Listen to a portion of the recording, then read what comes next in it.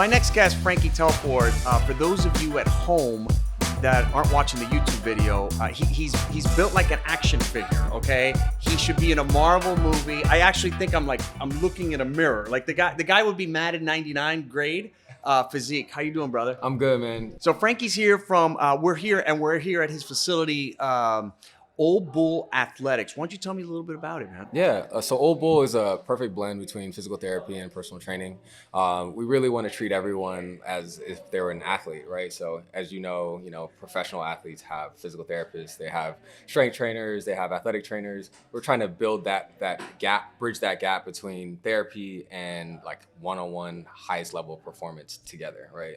So, in the sense of what we do as a company, we do that on the one-on-one level. So most of our coaches here are physical therapists, and they also have a strength training background. So yeah, it's really just like trying to optimize human performance. Yeah, your background is interesting. You studied this in college, correct? Yes, I studied kinesiology, human biology in college. So biomechanics, something that I sort of tripped into because I had back issues and shoulder issues, and I never understood it. And I think the path that what you're doing here is really special. I always, went to the doctors get surgery, get this. And then once I started really learning about it, and I went to a really good physical therapist, he was like, your back's not the issue, it's the way you're holding your hip. And I had a shoulder issue, and I actually didn't realize it wasn't a shoulder, it was a bicep issue. And doing stretching and movement. Talk to me about sort of biomechanics and what do people need to know about it? Yeah, for sure. So the human body it's interesting because they call it the joint by joint theory. Okay. Human body is stacked mobile over stable, right? So if you go all the way down to the ankle, right? That's a mobile joint. It moves in multiple planes. You look at the knee, it's a hinge joint. It basically flexes and extends. The next joint above that's the hip, mobile joint, moves in all these random motions, then lower back.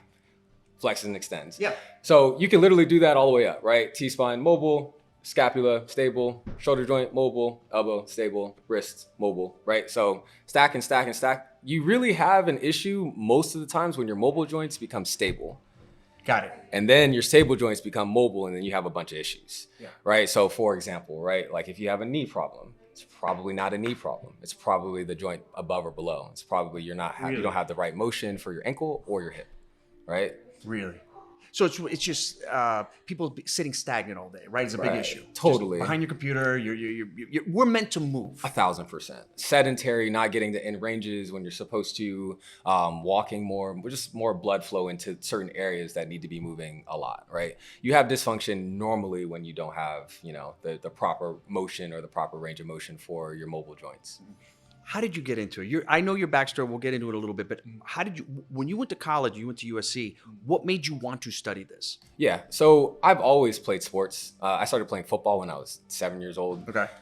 So, that being in South Florida and like the culture around South Florida, people in my family playing sports and I'm sure same thing with your family, right? Like sports in South Florida. It's a big thing. It's a big thing, right? So in my head, I was like, oh, I want to study something with science. But then I'm also like, well, I have all of this sport background and this knowledge about like how to move your body. And like, I had some great coaches throughout college, high school, whatever the situation is. And I was like, oh, you know what? Like, this seems like a good path for me to go down. I was coaching in college as well. So for me, I kind of looked at it as like a dual, a dual degree. Yeah. I graduated with 4 years of coaching, and I graduated with a degree in kinesiology, exercise physiology. So like on both ends of it, I was like, okay, well, we're gonna get into this stance because it's more biomechanically accessible, or you can have better performance at speed if you're in a 2-point stance rushing the passer as opposed to a 3-point stance. And what did the old school coaches say when you said stuff they like looked that? like I was crazy. You're like, you're crazy. You don't know what you're talking about, kid. I'm like, here are the force plates to show. This is better than X, So it was cool. You kind of revolutionized the game with science, and I think it was already kind of like at the precipice of that.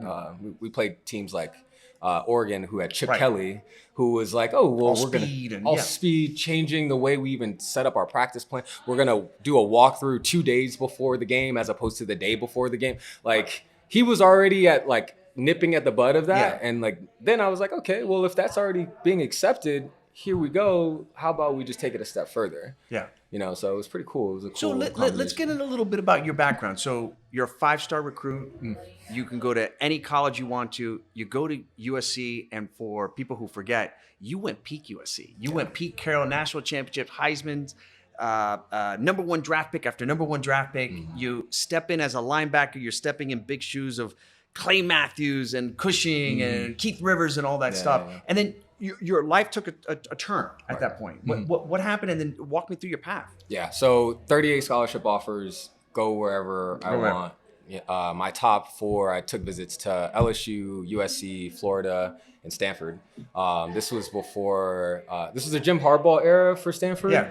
Urban Meyer for Florida, and then Pete Carroll, obviously. Yeah, Les the Miles. best of the best. These are all all-star coaches. Right. Can't really go wrong. So you look at USC, again, 4 linebackers all go to the NFL the time before. Yeah. I'm looking at it like, okay, the linebacker coach at the time is Kid Norton Jr., who's a mentor of mine now. That's right. I was like, this guy's been everywhere that I want to go. So I'm going here, right? So I make the decision. I announce it on NBC. I announce it on CBS on signing day, local channels, ESPN first in the morning. And I finally get on campus, and I do, you do your physical and stuff like that. They find a heart murmur. And in my head, I'm like, oh, I'm fine. I went to states in the 100-meter dash. Like, I had no issues. I can run out here in this air-conditioned outside as opposed to, the muggy, gnat-infested, Miami, Florida summers. I'm like, this is nothing, right? They go down the path. I end up going to the Marin Institute. They take me through all of the tests you can think of, stress tests, MRI, literally everything. And you're familiar with this. So everything, right? So we get to the end of it. I'm sitting there with my mom, and she's like, we have a decision to make. Like, do you play and risk it?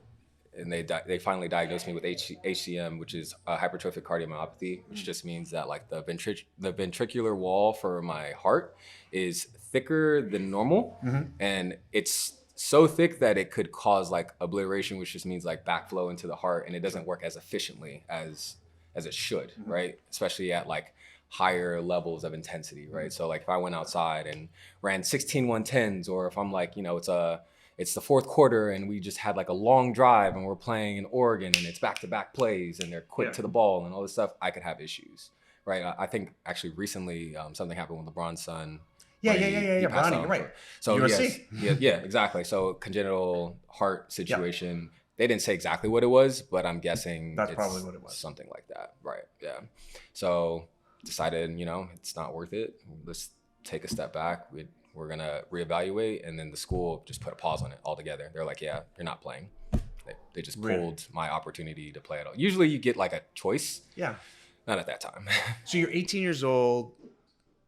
Your dreams are crushed. But I got the sense from you, you're not a pity party guy. Definitely not. So you pivot. And what did you say? I'm going to do X. Like, what was that move like? Yeah. So when I think when any athlete decides to retire, it's almost like someone dying in your family. Like, yeah, absolutely. It's hard to lean into that and try to, turn that sour lemon into lemonade. But I have to give credit to Coach Carroll and Coach Kenny Norton. Like they were so embracing that it was almost like, yeah, like I definitely want to do this. I want to be a part of this, So I just started shadowing and learning and just trying to absorb as much as possible from the coaching staff. And they were like, yeah, dude, like we want you around. Like you're not going anywhere. Right. Like you can be a phenomenal coach. So I took that as okay, like here's a new challenge. This is my next step. Like if I can't play, what's the closest thing I can do to be on the field is to be able to coach. It was bittersweet though the first year. I'll tell you that. Yeah, of course, like, man. You want to get out there. It's compete. like that ex-girlfirend. You're like, oh, that's the new guy. Like, I could definitely do it better. Like definitely. So this is interesting. It was cool. So you're there at SC, and I know for you mentoring and mentorship is important. And you mentioned two gentlemen, Ken Norton Jr. and Pete Carroll. Walk me through your relationship with those two individuals. Yeah. So Pete, high energy guy. Yeah. Always wanting the best from you and always preaches competition. He's like, if you're not competing, you're not trying. Right. So we'd go into like coaching days and be like, oh, don't get out coached today. And I'm battling with Coach Norton. I'm like, oh, if you saw anything and this and here, and like if you don't have any feedback for the player, then I'm gonna step in and say something too. So we just wanted the best from our players. We wanted everybody to be phenomenal and excellent at all times. And I kind of bring that to, I coach high school football today. I bring that to the high school level, like that high level professional coach to a high school kid. They can really hone in on that and they can really grow from that. Like a lot of the things that you normally typically wouldn't see in a high school coach, I can bring that to the aspect or to the table. And that mentorship didn't leave in those first couple of years at USC. They took you to the pros with them, right? Yes. So obviously Coach Carroll decided to go to Seattle after our first season, which was bittersweet because, obviously you want him to be great. And did Norton stick around? Norton left with him. With him. Okay, that's what I thought. Yeah. Yeah, so Norton left with him. And not to knock anything, the very next coaches that came in, you had Kiffin, Lane Kiffin as the new head coach. His father, who created the cover 2 defense. Kiffin, who else would you want to learn from as a coach? He's like an OG. He's like he's like the legend of coaching as a defensive coordinator, And then Joe Barry, who's now with Green Bay. He's the defensive coordinator for Green Bay. So like you just had great mentors around you, great coaches, the best of the best. Great coaches, So I learned a little bit from all of them. Coach Norton, I think, had like the most polarizing coaching style, but Coach Joe Barry was one of the smartest. Listen, Coach Norton, when your dad fights Muhammad Ali 3 times, you're a tough SOB. Dude, tough dude. And just like I said, polarizing to the point where you just want to be around him. You just want to hang out with him. You just want to no matter what, you're like, yo, you are the guy. Well, he has the most interesting career because he has weird fan bases. So plays at UCLA, so they love him there. Then he goes and coaches at USC, they love him there. Right. Then he goes to the Cowboys, they love him there. And then peak Cowboys 49er rival, he goes to the 49ers. Super rough. And he won at all of them. And all those fan bases still love him. It's crazy. It's wild. Yeah. Down to so I went to his 50th birthday in LA. And he has it at like this ritzy, hotel. And we're like sitting there and his wife plays like a bunch of highlights from when he was a player. And it's like GQ magazine, Doritos commercial. Yeah, he was a bad man. The guy's like all dappered up. And I'm like, man, I'd never seen this from you. It was there, but like we didn't really think about it because we always saw him as a coach. As coach, you didn't know him as a player. Yeah, exactly, young guy. Yeah. So it was cool, man. He's phenomenal, and we're still in touch today. I sent him like some Old Bull gear, and like he actually has a lot to do with the name of Old Bull. Like he kind of gave me some mentorship in the sense of like you don't want to bite off more than what you can chew, and you want to have a methodical approach to getting what you want in life. So old meaning wise, bull meaning strong. It's kind of like the Old Bull approach, the Kenny Norton approach to doing whatever you want in life. Yeah, man, it's a process, and that compounding interest of overtime. The problem is whether it's rich or build a big business, people want to do it quick. Yes, and you're like, it takes a while. It's the old Warren Buffett saying is. Everyone wants to get rich, but nobody wants to do it slowly, right? And it's totally true. You have a unique culture here, and you do things different. How do you foster that culture here at Old Bull Athletics? Yeah. So culture-wise, everybody's expected to be great at what they do, right? So we have specialists in different areas. We have a gymnast specialist who kind of almost mimics like me. I'm trying to recreate myself and my staff, but in their own lane, right? So I want my staff to be able to coach a specific sport, right? So we have someone who, and they're all ex-athletes as well, by the way. Yeah, that's what I got the sense. This is what audience at home, this isn't your typical gym. You're an athlete. These are professionals. They're all well educated. This isn't the meathead. I took a 6-week course. Definitely not. Let's pump iron. Yeah. That's not what happens here. This is something unique and very cool. Yeah. So they can work with pretty much anyone that you would see in a gym setting, right? If you're injured, if you're an athlete, if you're just general population, you're a mom, you're whatever it is. Warrior, whatever. We can work with you and make sure that your life is better because of it. This episode is brought to you by Buena Vista Creative, Miami's premier digital marketing agency. Visit buenavistacreative.com for more info on how Buena Vista can help your business increase revenue and create the brand and digital presence it deserves. Video and podcast production, web and app development, search engine and social media marketing, logo creation, outdoor, print, swag, and more. Visit buenavistacreative.com to learn more. You train all kinds of athletes, pro, football and basketball and all that kind of stuff. And then you also train Olympic sailing. What are the commonalities and what are the differences in those groups? Yeah. So sailing has crazy demands depending on the type of boat that, if you're the crew, which means like if you're doing most of like the legwork and you're, pulling the sails open, or if you're the skipper, you're the one who's driving the boat. They have very different roles, right? So if you're a crew, you have really high demanding, taxing things on your body, your grip strength, your core has to be you have to be really strong in your core for long periods of time.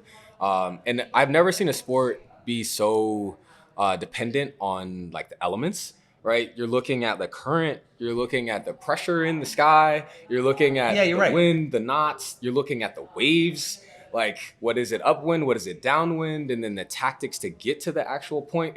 It's insane. There's so many different variables to it. So it's cool because I can optimize strength, and then they have to make their decisions on their own on the like, not the field, but the boat On the boat, and sea. there's Yeah, so many factors. exactly. Yeah.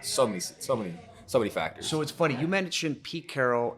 During COVID, he had a podcast with Steve Kerr. I don't know if you heard it. I haven't seen But it. anyways, it was really cool. And I knew about Pete Carroll, obviously the coach, but not the person. Right.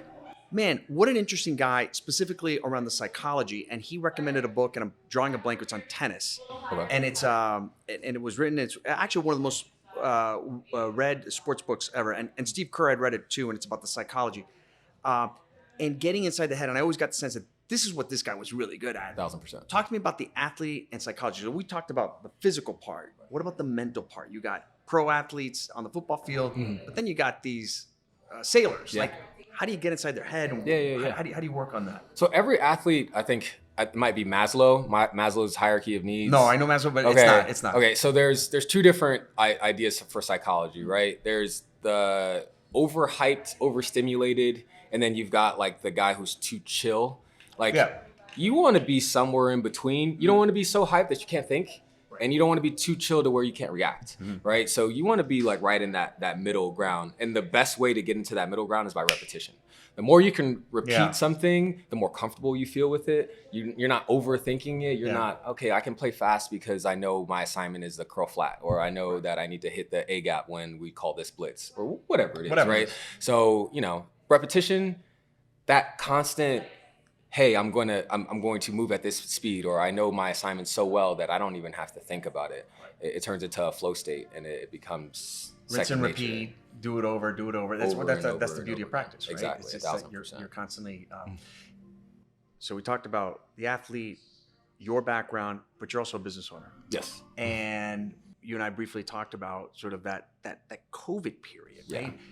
And I want to learn about, I'm a firm believer, I think you are too, is that in this country, we focus on sick care, not health care. Right. And there are all these things that you can do outside Right. of a hospital or a Right. doctor's office.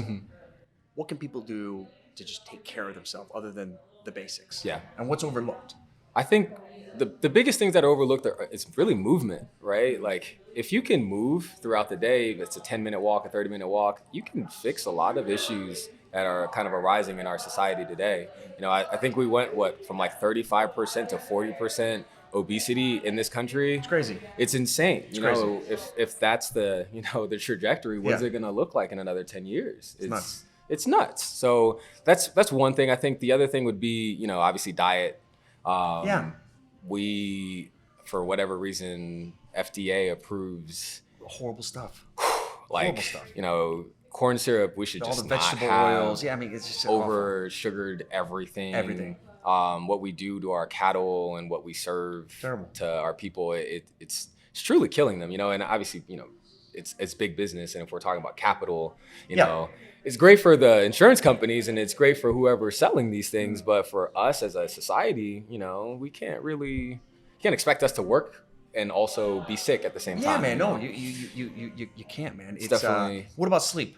Yeah, sleep is another huge contributor to how healthy a person is, right? So, I personally like to say you should sleep at least 8 hours. Anything less than that, you're at a deficit. And I'm also a big, advocate for naps. 20, 30-minute Short naps. naps is what I've always read. Yeah, Right? if you're going anything over that, like you might mess with your sleep cycle a little Right. bit. But if you're at a deficit, yeah, naps are the best way to try to get out of that. It's deficit, funny, sleep man. deficit. You know, growing up, you always heard, sleep's for wimps. No. Weight training. I'm a little older than you. I remember like, oh no, weights are gonna get you tight. I'm like, that's the dumbest thing ever. Yeah, Like that's now not it's true. just accepted. Right. Breathing's a big one, right? How do Right. you breathe and how do you meditate and all that stuff? So like, it's always the fringe guys that are like a little bit ahead of it. Yeah, for sure. And then and sleep being a big one. Like in the last couple of years, how important sleep is for recovery and whatnot. Yeah. I think you see a lot of people with like massage guns and like the boots that like Yeah, inflate and they're like, oh, this is recovery. And it's like in real life, it's like, are you drinking enough water? Water, Are you right, hydrated? right. And are you sleeping? Right. Right. Like, because if you can take care of those two things, usually your performance will follow. Yeah. You know. Lessons learned in running a gym. So we'll go back to you. You made it through COVID, right? Good for you, because we'll look back on COVID and say that was one of the dumb things was closing the gyms and exercise and whatnot. You made it through. Lessons learned in operating an athletic business. Right. So COVID for us specifically, we were leasing at the time off of Alhambra Circle. We're off of Majorca and Ponce now, but we were leasing at the time. And paint a picture. It's March. Yeah. Hey, countywide ordinance, we're shutting down gyms for indefinitely. Right. And, I sent an email over to my landlord and I'm like, hey, can we do something about this? Can we extend? Can we, let's find a concession. Right. Hard no. It was just like, okay, here we go. Small business owner. I was 27 at the time. Right. I'm trying to figure out what to do. And I'm like, how do I make money when people aren't allowed to come to the gym, right? So long story short, fast forward 6 months later, we make it work. I'm now at a point where I'm like, I am done leasing. I'm trying to find a place for me to own real estate and buy.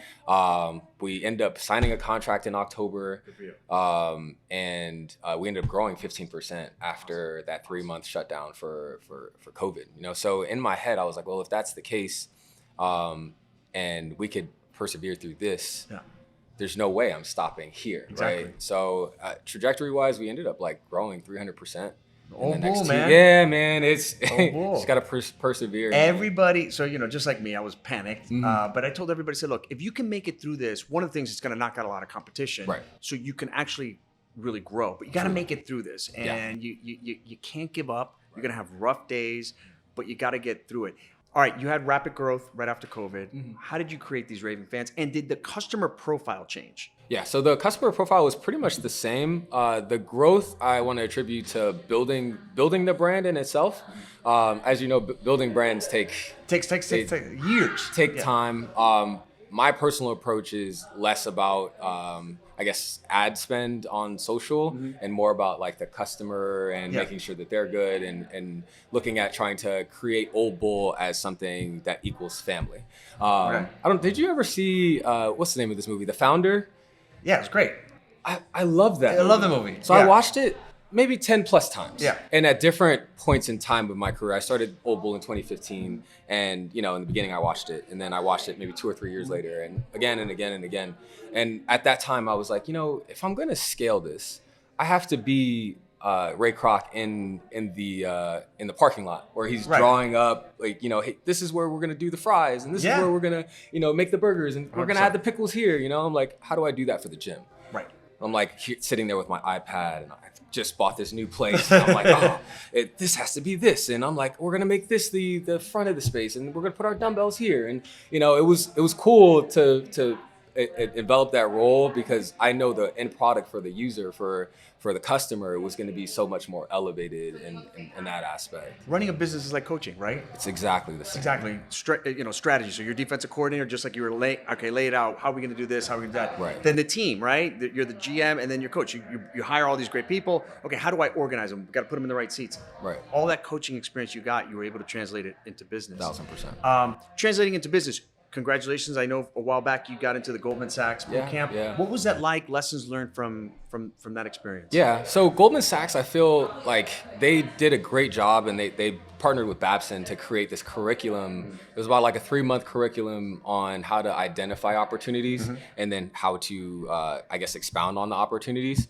I personally found something called a 504B loan through their program, and that was how I was able to afford, to buy my own place and kind of go from there, which was amazing. I think the tools for a small business owner to have that type of coaching at that level, and then to directly apply it, like, in college, most of the times, like you learn stuff, but like the application, 100%. It lags. Yeah, it lags. Like, and you're like, oh yeah. Yeah, like, oh, what did I learn 6 years ago? Like, to be able for it to be done and then say, hey, I'm going to take an operations class, right? And the very next day, here's my new operations manual start. Fast forward 80 pages later from my new operations manual. I can take this and say, hey, I want to open another old bull.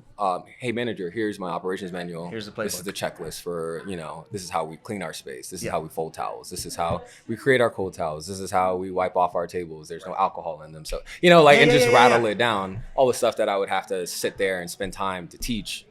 Here's a manual. And it's done. Brilliant. Right. That's the only way to scale the business. 1000%. Because if it's at the back of the napkin you gotta hand the playbook, give the training, and then rinse and repeat, right? 1000%. You're gonna do it this way. That's how we do it. Blah blah blah. You're constantly optimizing it. It's always getting more efficient. We're adding like videos, like sales videos or like conversion videos and stuff like that. This is how you take somebody through an evaluation. Like all of that stuff is constantly being added to the SOP. Good stuff. All right, on the show we do rapid fire questions. We have some fun with it. I'm gonna ask you a bunch. Okay, go for it. it. All right, best player you ever saw close up play? Oh man, at USC? Wherever. In general? In general. It's probably DeAnthony Thomas. Okay. He played for Oregon, number 6. Yeah. A phenomenal return specialist, a really Quick as good hell. running back. Oh my God. Insane. Yeah. He's gotten out of tight spaces and like gone for 70 yards. And I'm like, I don't even know. Like, you can't even draw that up. We had 2 people for him and then gone. Like a video game. Yeah. Super talented kid. Super fast. Okay. Let's see. Biggie or Tupac? Biggie. All right. Perfect age or the ideal age to start playing tackle football? Ooh. I played at 7. I think I probably could have pushed it to around like 10 or 11. So you think 10 or 11 is the right age? Mm-hmm. Yeah, I had this conversation with a buddy of mine who played D1 the other day, and I was like, man, would you let your kids? He goes, absolutely, because I want them to learn how to hit and tackle early so that they don't injure themselves when they start playing at 14 or 15. Yeah. Makes a total sense. All right, one athlete you wish you could redo their career. So a guy that, oh man, that guy was a badass, but X, Y, and Z. Bo Jackson. Bo Jackson's a great one, man. Yeah, Me too. Bo Jackson all day. All day long. Dude's a freak. Right. Greatest linebacker of all time. You played linebacker. Oh man, that's tough. Can I pick 2? Yeah, man, go for it. Okay, so Ray Lewis obviously is one of them, and obviously I'm going to say Ken Norton Jr. because oh, there we go, your buddy. Yeah, he also doesn't really like Ray Lewis that much. Oh man! All right, we talked a lot about nutrition and fitness, but what's your food weakness? Ice cream. I'm a big ice cream guy too. I have a 7-year-old daughter who loves sweets. She loves sweets to the point where, like, in COVID, we were playing around with something called Emma's Treats. Her name's Emma, but she loves like cookies and sweets and stuff like that. We made like a cookie ice cream sandwich for her, and that was delicious. Fake made like a name, and it's like, oh, this is your business, and like, you try to teach your kids through, What's your favorite ice cream? Right. Probably strawberry. Strawberry. All right. I'm more of a favorite cookies and cream guy. All right. Okay. You study biomechanics. This is a very important question to all Dolphin fans. Chua, I watch the games. The guy doesn't know how to slide, tackle. Like he just, that portion of his brain doesn't work. Mm-hmm. This season, he did jiu-jitsu, judo. Do you think this is going to help? Do you think that you can get over this? I think he'll get over it, man. To be honest, he put on some weight and he looks better. I think we need to invest in an offensive line, and if we can do that. If we can do that and protect him on the edges, I think we should be good. We've got a lot of good players. We got to add one more key component is the running game for our offense. Yeah. if we can do that, the RPOs will start working a lot smoother. Last year, our run game was atrocious. Atrocious. So they like, gave up on it. So why, as a defense quarter, right? If I know that your run game's not that good, what am I gonna do? I'm just gonna start sending blitzes at you. What's your scheme, by the way, defensive coordinator? I'm super aggressive. Okay. Super Like aggressive. Blitzing, zone blitz. It's mostly man blitzes, but I'm super aggressive. At the end of the day, in high school, a lot of kids don't know how to read hot, which means like, hey, the blitz is coming from this side. My hot read is to pass over that guy's head to the receiver in that area, right? I give a lot of hot blitzes throughout just to see if they can handle it. Yeah. And then after that, if we get like a comfortable lead, I'll sit back in the zone. Okay. We are in the golden era of sports documentary, specifically football sports documentaries. Have you been watching Quarterback, Hard Knocks, now The Swamp? Yeah. What are your thoughts? I saw the Johnny Manziel documentary, too. which was wild. Personally, as a USC fan and an alum, Reggie needs to get his Heisman back, man. Reggie needs to get his Heisman back. Let's stop the nonsense. Stop it. Yeah, and he ended up being a great guy. Johnny's a rotten guy. Can we just stop? How does Johnny still have his Heisman trophy and Reggie doesn't? It's a great question. It's You a know, great question. That's how I feel about that. All right, I'm definitely with you. All right, couple more questions. Is it okay to skip leg day? No, never. Said who? Exactly, my kind of guy. All right. So in the golden age of sports docs, your chapter just started getting written. When they make a 30 for 30 about you a long time, maybe they use some of these clips. It's been great having you on the show today. Where can people find out about you and Old Bull and your information? Yeah, they can come to oldbullathletics.com. They can also find us on Instagram at oldbullathletics. We have some great information content on our social media. Don't feel don't be hesitant to reach out to us. Your first session is normally complimentary with us because we like to give we yield before we receive. And stop by. Check Good us stuff. out. Listen, I know from experience, I have family members that work out with Frankie. It's a great spot. I wouldn't be here if I didn't get raving reviews. Keep doing what you're doing, man. I'm proud of you. Thanks for coming on the show, my man. Thank you. All right, bud.